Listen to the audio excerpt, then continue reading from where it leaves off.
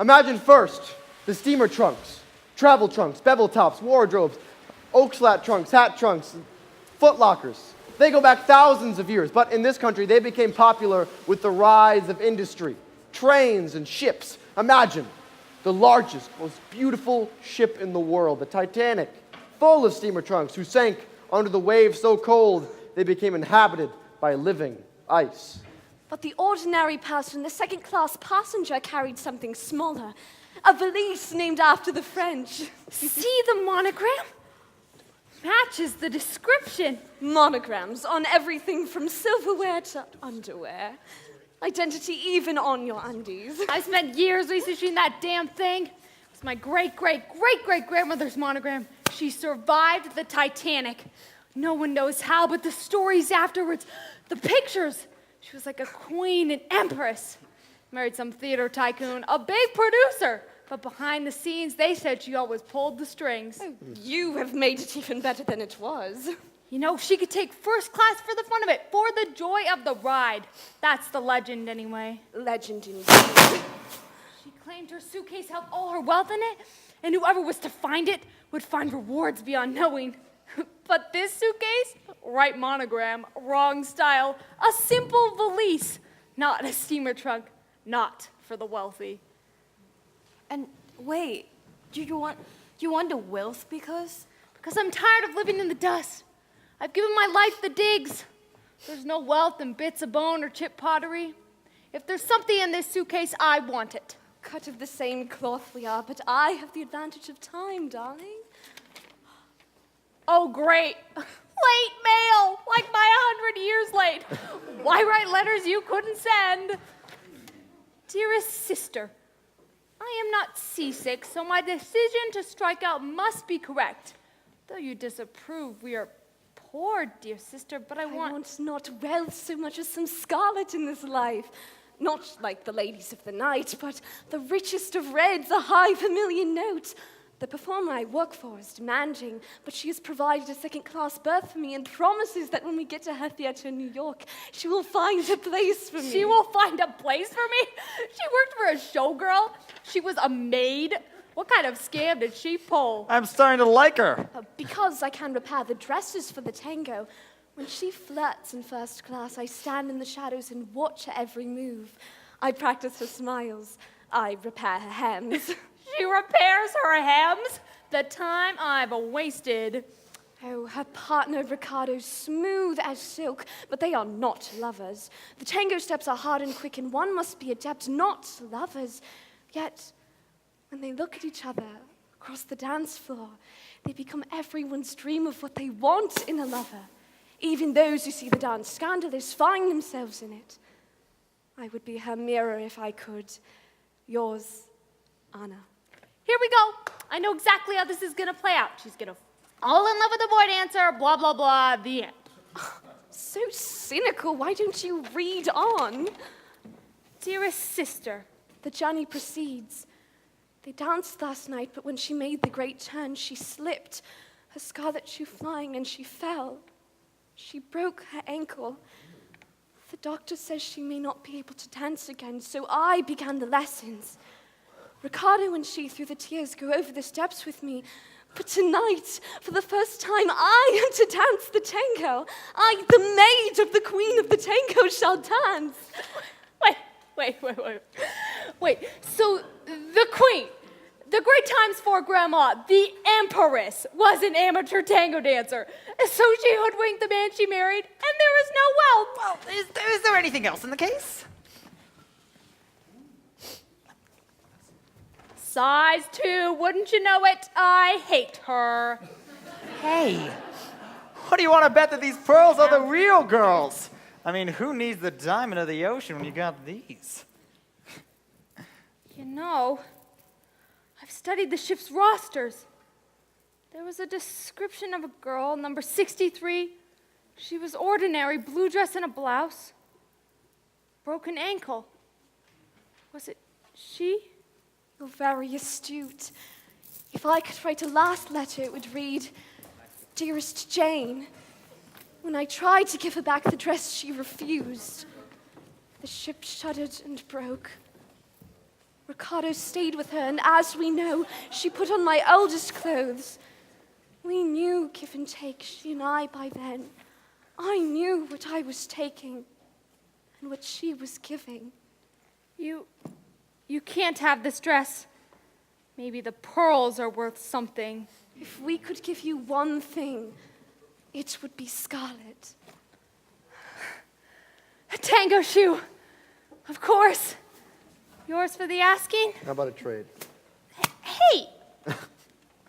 I'm like Cinderella's prince. One shoe. Ha.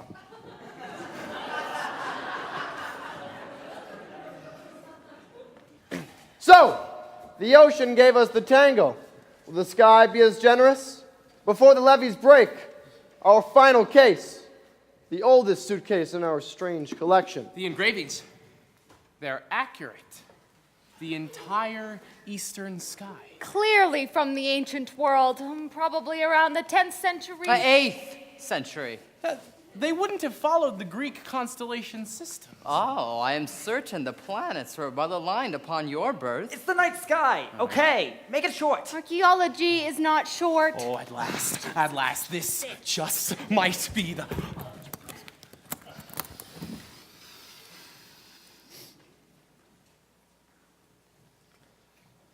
What is that? This is an astrolabe. An ancient tool used to document the change in the position of planets and stars as we orbit it. Mostly inaccurate. As it orbits us. Perhaps you aren't so clever. But this one has 10 orbs, not 8. Rare indeed. Oh, they were said to be hypnotic. If you heard the music, you'd be changed. Can I see it? Yeah, so,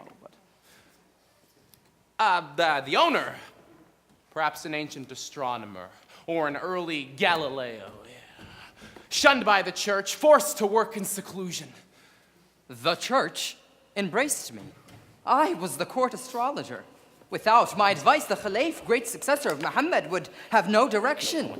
How would he have known when to wage wars, when to send out expeditions, when to hold ceremonies? In Arabic. Oh, God. Okay. I have 5 languages, but I don't read Arabic. Dr. Clark, I happen to have a working knowledge of Arabic. You do? Actually, I have my PhD as well, so you could call me a doctor too. Oh. Could you muster a credible translation? Possibly. Pass it over. Dwell Hajar. Your pronunciation leaves much to be desired. Much about a comet, apparently holding some kind of mystical power. Well, this will be evidence how badly they miscalculated. He writes about the 10-orb universe and how the alignment and torpidity of Jupiter and Saturn led to this comet hitting Earth. A scientist of his time, Dr. Clark. An astrologer, another crazy mystic. A scholar, I'll have you known. He went on an expedition to find the comet. As if anyone could find a comet. Now, does it say when this comet supposedly fell? It stated the 12th of the Dhul Hijjah in the year 158. Converted to our Gregorian calendar, that should be around 775 CE. The C-14 comet! Yeah. Ah, once and for all, that spike in carbon levels couldn't have been caused by a comet. And now we'll be able to show how those false claims started to disprove the whole thing with his bunk. I saw it with my own eyes. Not metallic transmutation. Rather, generosity, beauty, goodwill. It made us better people. He's a witness. He's a mystic, Jane. Now, the comet may have happened, that much is interesting, but it can't account for the C-14 changes.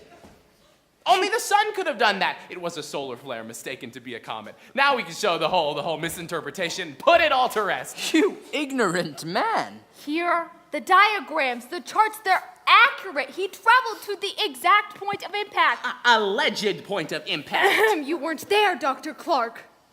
True, but it was a flare, and the of story. Come on. That's the comet.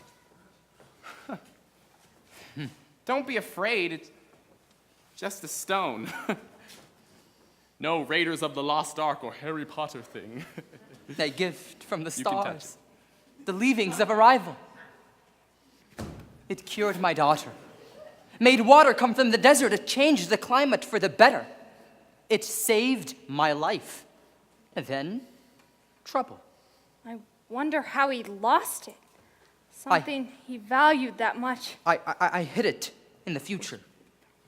In a time the stars indicated it would be needed.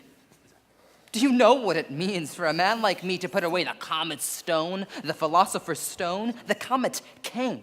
It made us better people. We were wise enough to see. I was wise enough to see we would abuse it. Humans can't be trusted. I told the Caliphate, we agreed. The 10 orbs would keep it safe, distract whoever found it, lead them away. The story would die until it was needed. Until now. Why has this cynic found it? These idiots. My sacrifice worthless? He's the one. Give him the stone. The stone? Usual dirt ball worth nothing. But if this rock will serve you, that would be my contribution. I can't imagine how.